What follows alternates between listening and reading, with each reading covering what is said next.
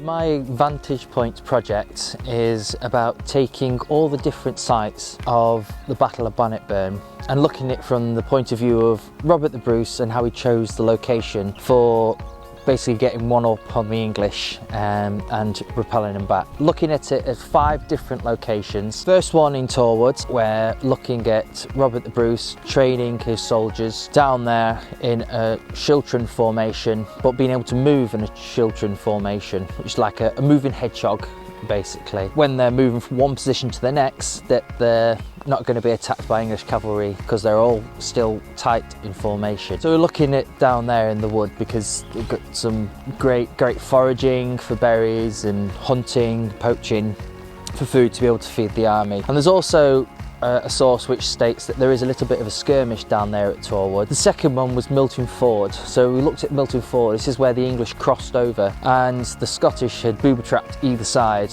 with honeycomb traps, spikes, and just to try and funnel the English to go where they wish them to go. And it's the idea of the English arriving and seeing Robert the Bruce and the rest of the Scots and wanting to charge across the ford, but not really being able to fan out in formation due to these traps. So the movement is taking all of that kind of idea and that narrative and putting it into movement. The next location is where the first skirmish after that attack had happened, which is up here at the monument. There we're looking at the kind of first repel of the English from the Scottish to then drive them east down to where the main battle happens on day 2. And again, that's looking on what you can see over, plus also taking imagery from the actual training that I talked about in Torwood, as you can see the Torwood over to the south. Then we're going to have it down in the Carse, which is where the main fighting happens, and the English got caught out in camp. The Scottish come